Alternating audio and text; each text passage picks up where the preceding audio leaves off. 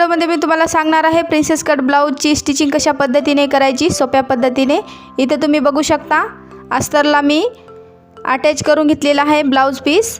त्याच्यानंतर व्यवस्थितपणे जे मार्किंग करून घेतलेली आहे त्याच्यावरून व्यवस्थितपणे स्टिचिंग करायची आहे सरळ पद्धतीने।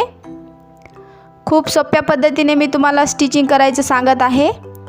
अशा पद्धतीने जे मार्किंग करून घेतलेला आहे तेवढाच कपडा इथं पकडायचा आहे।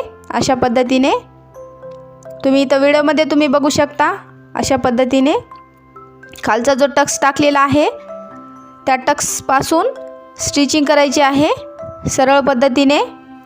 स्टिचिंग करता वेळेस गडबड करायची नाही। जे आपण चॉकने मार्किंग करून घेतलेला आहे तेवढाच कपडा पकडून इथं स्टिचिंग करून घ्यायचं आहे। अशा पद्धतीने स्टिचिंग करता वेळेस गडबड करायची नाही।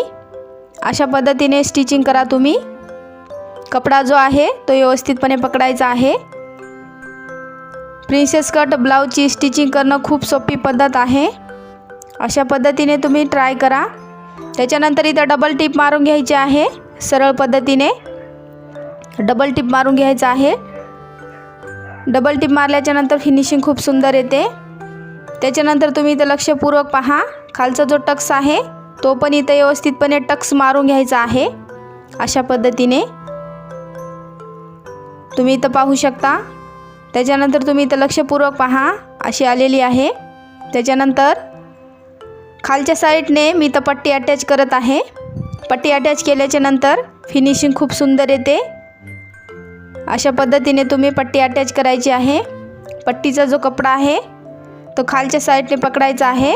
ब्लाऊजचा जो कपडा आहे तो वरच्या साईडने घ्यायचा आहे सरळ पद्धतीने। 1 इंच शिलाई मार्जिनसाठी कपडा सोडून स्टिचिंग करायचं आहे। अशा पद्धतीने पट्टी पण तुम्ही अटॅच करायची आहे। अशा पद्धतीने पट्टी अटॅच केल्याच्या नंतर ब्लाऊज फिटिंगला पण खूप सुंदर बसतो। प्रिन्सेस कटचा आकार पण खूप सुंदर येतो। अशा पद्धतीने तुम्ही पट्टी जी आहे ते अशा पद्धतीने मधल्या साईडने अटॅच करून घ्यायची आहे सरळ पद्धतीने।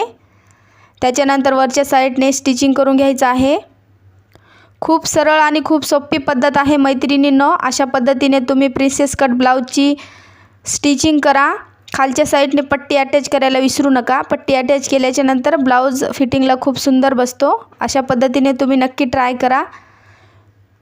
व्हिडिओ आवडल्यास व्हिडिओला एक लाईक करायला विसरू नका। त्याच्यानंतर हुकाच्या साईडचा जो टक्स आहे तो पण इथं टाकून घ्यायचा आहे। हुकाच्या साईडचा टक्स टाकल्याच्या नंतर फिनिशिंग खूप सुंदर येते। त्याच्यानंतर तुम्ही इथं पहा